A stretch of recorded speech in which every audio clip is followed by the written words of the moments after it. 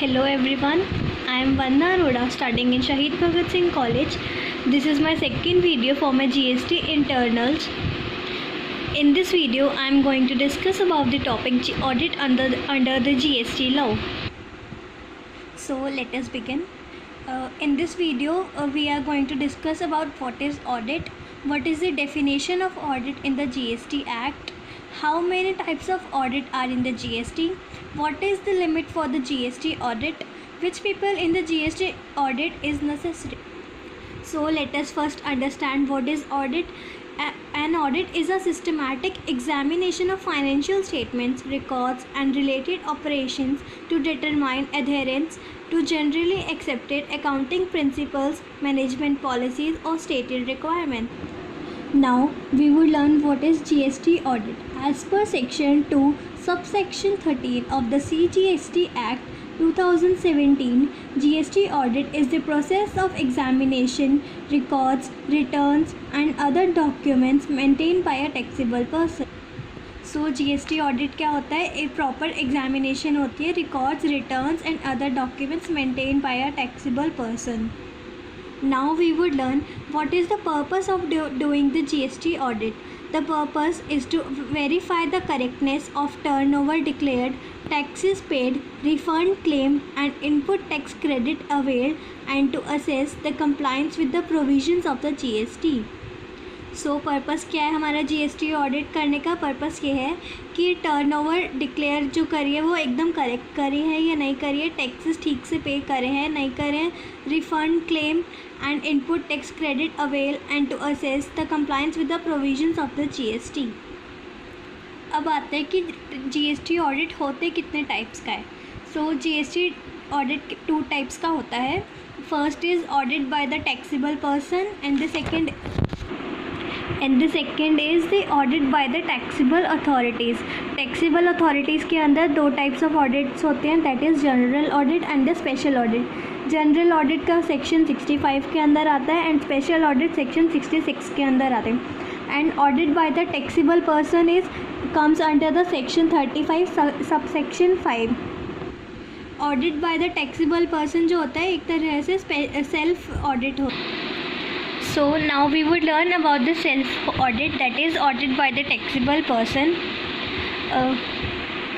As per section 35 subsection 5 of the CGST Act 2017, every registered person whose turnover during a financial year exceeds the prescribed limit, that is rupees 2 crore by the rule 80 subsection 3 shall get his accounts audited by a CA and shall submit copy of the audited accounts, the reconciliation statement under subsection 1 of section 44 of CGST Act 2017 and such other documents in such form and manner as may be prescribed. Self audit के अंदर हमारा CGST act कहता है कि every registered person जिसकी financial turnover 2 crore से ज़्यादा है या उसे ऑडिट करवाने की ज़रूरत होती है. और हमारा फाइनेंशियल ईयर कब से कब तक होता है? फाइनेंशियल ईयर 1 अप्रैल से 31 मार्च तक होता है. और यहाँ एक क्वेश्चन और अराइज होता है कि किससे करवाना है. तो इसका आंसर है कि इसी डिफ़ाइन में दिया गया है कि सीए से करवाना है. अब सीए का मतलब है या तो कॉस्ट अकाउंटेंट से करवाना है या फिर चार्टर्ड अकाउंटेंट से करवाना है. सीए जो है वो यहाँ पर ऑडिट रिपोर्ट रेडी करेगा और अगर कोई गलती निकल कर आती है, अगर कोई मिस्टेक निकल कर आती है तो या फिर मिस मैचिंग होती है तो वो एक रिकन्सिलेशन स्टेटमेंट बनाएगा. कई बार क्या होता है कि हम जीएसटी में गलत टर्नओवर डाल देते हैं और किसी मंथ की सेल एंट्री को डालना भूल जाते हैं, जिससे हमारे जीएसटी रिटर्न्स में प्रॉब्लम आ जाती है. तो ऑडिट करते टाइम हमें इन सब प्रॉब्लम्स के बारे में पता चल जाएगा और जो भी मिसमैचिंग होएगी वो हमें पता चल जाएगी. इसलिए हमें रिकन्सिलेशन स्टेटमेंट बनाएगा जो हमारा सीए होएगा. और जो यहाँ पे रूल 80 की बात करी गई है वो ये बताता है कि हमें अपनी एनुअल रिटर्न किस तरह से भरनी है और किस किस सेक्शन के अंदर एनुअल रिटर्न भरनी है. इसलिए सेल्फ ऑडिट जो है बहुत ही इम्पोर्टेंट होता है और ध्यान से करना पड़ता है.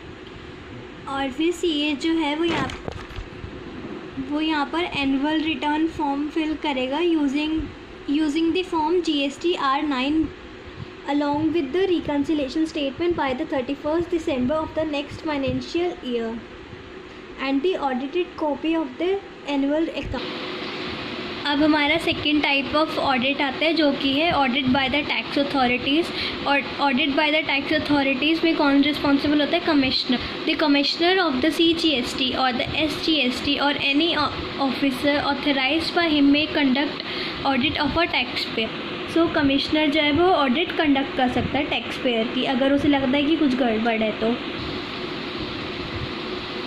मैनर ऑफ ऑडिट क्या होएगा यहाँ पे? A notice will be send to the auditee at least 15 days before the audit shall be completed within 3 months from the date of commencement of the audit. The commissioner can extend the audit period for a further 6 months with reasons recorded in writing. Reasons जो है वो mandatory है लिखना, वो भी writing में देने होंगे कमिश्नर कि वो क्यों एक्सटेंड कर रहा है ऑडिट को. Now the next thing is the obligations of the auditee. जो ऑडिटी है उसकी क्या क्या ऑब्लिगेशंस है, उसकी क्या क्या जिम्मेदारी हैं. The taxable person will be required to provide the necessary facility to verify the books of accounts, other documents as required, to give information and assistance for timely completion of the audit. So ऑडिटी की क्या क्या responsibility हैं कि उसे कि वो necessary facility provide करे books of accounts को वेरीफाई करने के लिए और अदर डॉक्यूमेंट्स जो भी ज़रूरी हैं वो सब प्रोवाइड करे. Now the findings of the audit. On conclusion of an audit, the officer will inform the taxable person within 13 days of the finding, their reasons, and the taxable person's rights and the obligations. If the audit results in the detection of unpaid or the short paid tax or wrong refund or wrong input tax credit availed, then demand and recovery actions will be initiated. यहाँ पर एक चीज़ और ये है कि commissioner जो है extend कर सकता है ऑडिट पीरियड को for a further 6 months with reasons recorded in the writing अगर उसे लगता है कि अभी भी प्रॉपरली नहीं हुए हैं. Now the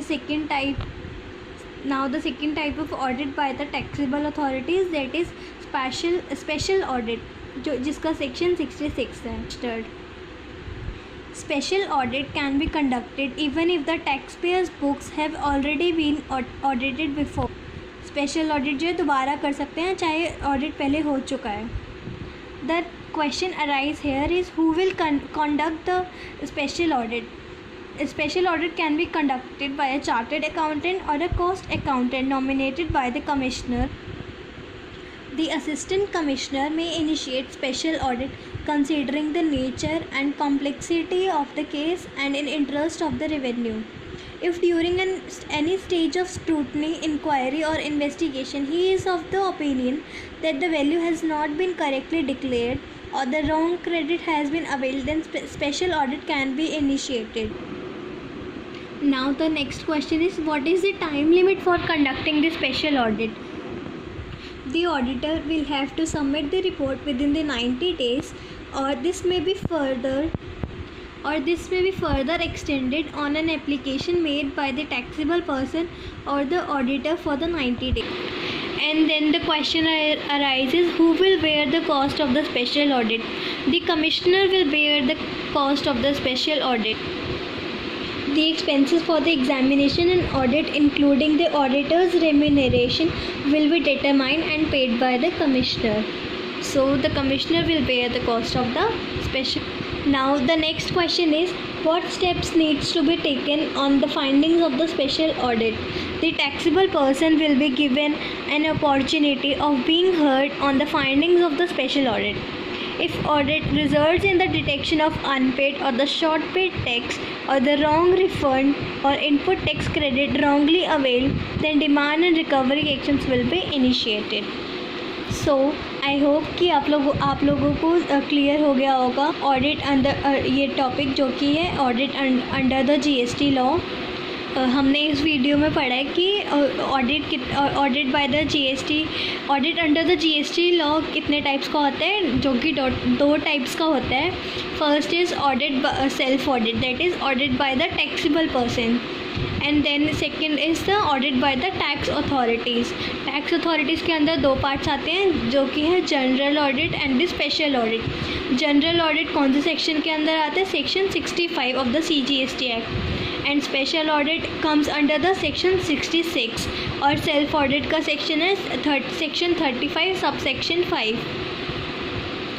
I hope everything is clear and I have tried to mention everything in this video. Thank you.